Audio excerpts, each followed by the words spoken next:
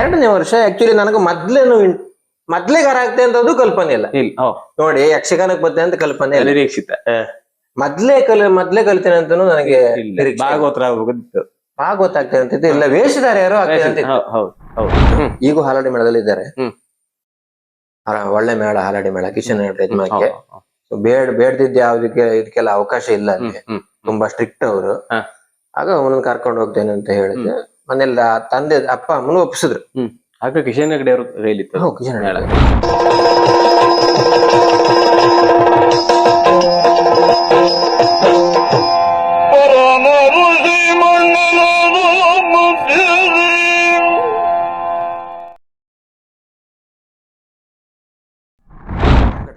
ಮೊದ್ಲಿಗೆ ಮೂರೂರು ಸುಬ್ರಹ್ಮಣ್ಯ ಗಜಾನ ಹೆಗಡೆ ಅಂತಿದ್ರು.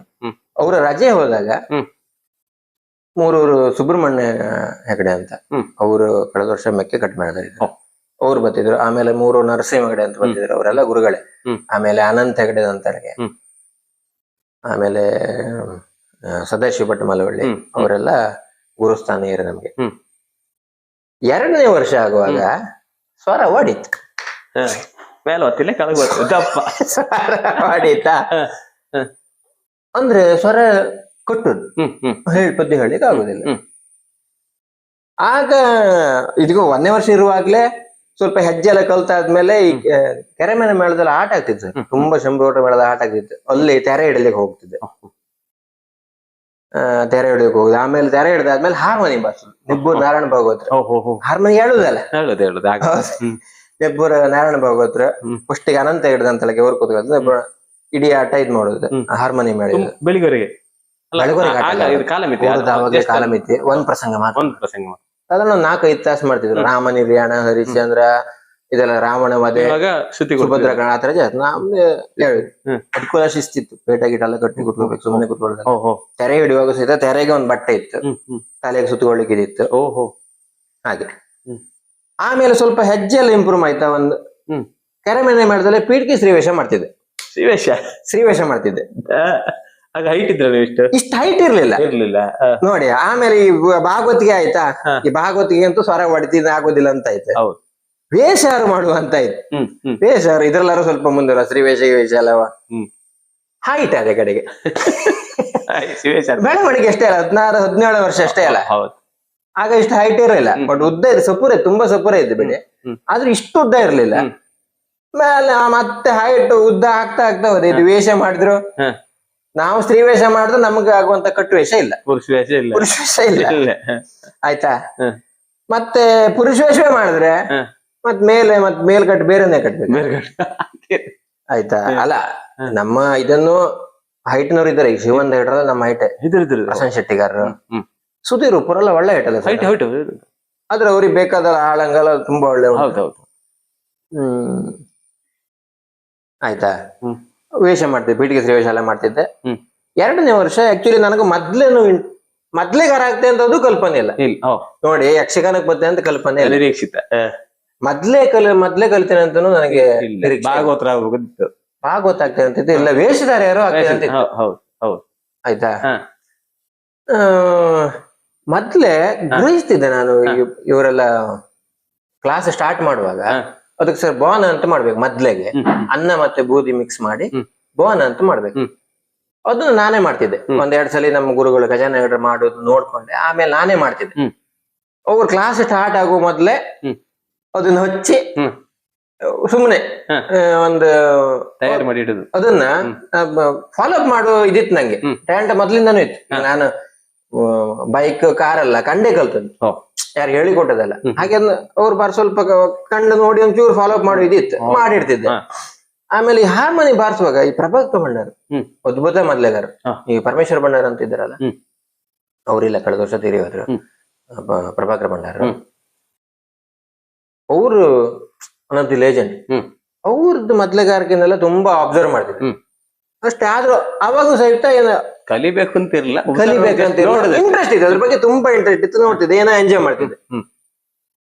ಅಲ್ಲ ಆಯ್ತಾ. ಆಮೇಲೆ ವೇಷ ಆಗೋದಿಲ್ಲ ಅಂತ ಆಯ್ತಾ. ಇಲ್ಲ, ನಮ್ಮ ಫಸ್ಟ್ ನೀ ಮೊದ್ಲೇ ಬಾರಿಸು ಅಂತ ಹೇಳಿದವರು ಮೂರು ಸುಬ್ರಹ್ಮಣ್ಯ ಹೆಗಡೆ ಅಂತ. ಅಮ್ಮ ನಿಮ್ದೆಲ್ಲ ಕೈಯೆಲ್ಲ ಬೆರಳೆಲ್ಲ ಒಳ್ಳೆ ಉದ್ದುದ್ದ ಇತ್ತು, ನೀವ್ ಮೊದ್ಲೇ ಬರ್ಸ ಒಳ್ಳೆ. ಅಂದ್ರೆ ಇವು ಸ್ಪೆಷಲಿ ಮದ್ದಲೆ ತಬಲ ಇದಕ್ಕೆಲ್ಲ ಕೈ ಬೆರಳು ಉದ್ದ ಇದ್ದಷ್ಟು ಅನುಕೂಲ ಅಂತ. ಹೌದು. ಅಂತ ತುಂಬಾ ಗಿಡ್ಡ ಇದ್ರು ಒಳ್ಳೆ ಬಾರಿಸ್ತಾರೆ, ತುಂಬಾ ಇದ್ರು ತುಂಬಾ ಒಂದು ಪ್ಲಸ್ ಪ್ಲಸ್ ಅಂತ ಲೆಕ್ಕ. ಈಗ ನಾವು ಕೇಳಿದಾಗ ಅಲ್ಲಿ ನೋಡ್ಲಿಲ್ಲ ನಾವು, ಹುಂಚಿಕಟ್ಟೆ ಶ್ರೀನಿವಾಸಾಚಾರ್ಯ ಇಷ್ಟಿಷ್ಟೇ ಉದ್ದ ಕೈ ಅಂತ. ತುಂಬಾ ಒಳ್ಳೆ ಮದ್ಲಗಂತ ನಾವೆಲ್ಲ ಕೇಳಿದ್ದು, ಅವ್ರು ನೋಡಿದಿಲ್ಲ ಬಿಡಿ. ಆಮೇಲೆ ದುರ್ಗಪ್ಪಣ್ಣ ಅವ್ರದ್ದೆಲ್ಲ ತುಂಬಾ ಹೈಟ್ ಅಲ್ಲ. ಆಮೇಲೆ ಇಡಗುಂಜಿ ನಾಗೇಶ್ ಭಂಡಾರ ಅಂತಿದ್ರು, ಅವರು ಸಹಿತ ಅವರು ಕುಳ್ಳಾಳೆ ಅಂತ ಮೊದ್ಲೆಗಾರಿ. ಆಮೇಲೆ ಆಯ್ತು, ಮೊದ್ಲೇ ಬಾರ್ಸಂದ್ರೆ ಅಂತ ಮೆಲ್ಲ ಆಗ ಸ್ಟಾರ್ಟ್ ಮಾಡ್ತಾರೆ ಮೊದ್ಲೆಗಾರಿಕೆ ಸ್ಟಾರ್ಟ್ ಮಾಡಿದ್. ಅಲ್ಲಿಗೆ ಹಾಗೆ ಹೆಂಗೆ ಅಂತ 2 ವರ್ಷ ಮುಗೀತು, ಕೇಂದ್ರದ ಅವಧಿ ಮುಗೀತು. ಸ್ವಲ್ಪ ಅದು ಪೂರ್ತಿ ಕಲಿಲಿಲ್ಲ. ಏನೇ ಕ್ಲಾಸ್ ಅಲ್ಲಿ ಏನೇನು ಹೇಳಿ ಅದೇನು ಪೂರ್ತಿಯ ಕಲಿಲಿಲ್ಲ ಕ್ಲಾಸ್ ನಲ್ಲಿ. ಆಮೇಲೆ ಮೇಳಕ್ಕೆ ನಮ್ಗೆ ಕೈಯಲ್ಲಿ ದುಡ್ಡು ಬೇಕಲ್ಲ ಮಾರ್ರೆ.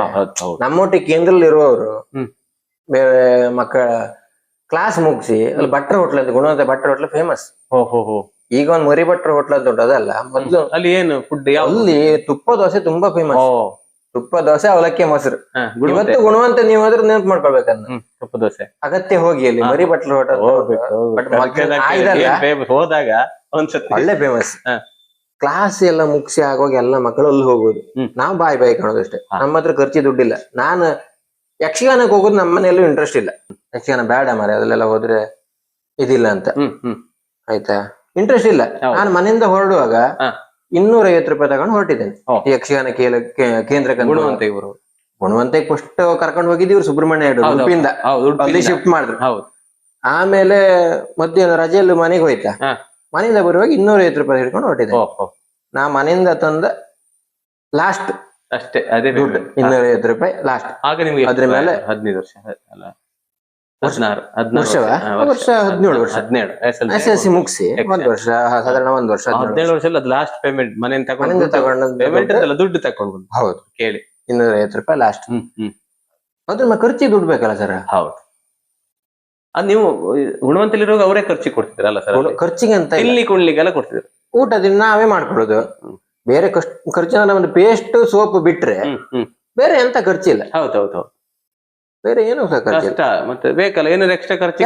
ಎಲ್ಲ ಕ್ಲಾಸ್ ಮುಗಿಸಿ ಅವರೆಲ್ಲ ಮನೆಯಿಂದ ದುಡ್ಡು ಅಥವಾ ಬೇರೆ ಮತ್ತೊಬ್ಬರು ಹೊಸಳ್ಳಿ ಈಶ್ವರ ಭಟ್ರ ಅಂತ, ಅವ್ರು ಆವಾಗಲೇ ಗುಂಡ್ಬಾಳ ಮೇಳಕ್ಕೆಲ್ಲ ಹೋಗ್ತಿದ್ರು, ದುಡಿತಿದ್ರು. ಅಥವಾ ತೋಟ ಗೀಟ ಎಲ್ಲ ಇತ್ತು ಅವರಿಗೆ. ನಮ್ದು ಇಲ್ಲಿ ಕೂಡು ಕುಟುಂಬ ನಮ್ಮ ಮನೆಯಲ್ಲಿ. ನಮ್ಮ ಮನೆ ಯಜಮಾನ್ರ ಚಿಕ್ಕಪ್ಪ.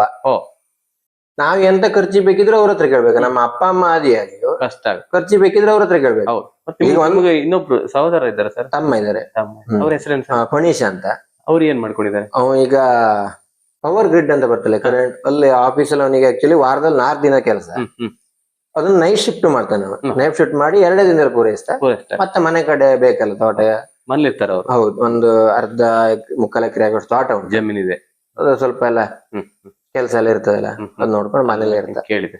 ಮತ್ ನೀವು ಅಂದ್ರೆ ದುಡ್ಡಿಗಾಗಿ ನೀವು ಏನ್ ಮಾಡ್ರಿ ಅಂದ್ರೆ, ಈಗ ನಿಮ್ಗೆ ಅಲ್ಲಿ ಎಲ್ಲರೂ ದೋಸೆ ತಿನ್ನುವಾಗ ನಿಮ್ಗೆ ಒಂಥರ ಎಲ್ಲ ನಾವು ಬಾಯಿ ನೀರು ಬಿಡುದು ಬಾಯಿ ಬಿಡುದು ಅಷ್ಟೇ, ಎಂತ ಮಾಡುದು ಇಲ್ಲ.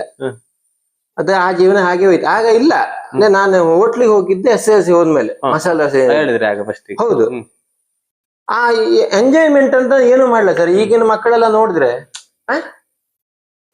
ಆ ಕಾಲ ತುಂಬಾ ವ್ಯತ್ಯಾಸ. ಕಾಲ ವ್ಯತ್ಯಾಸ ಇತ್ತು, ತುಂಬಾ ಇತ್ತು.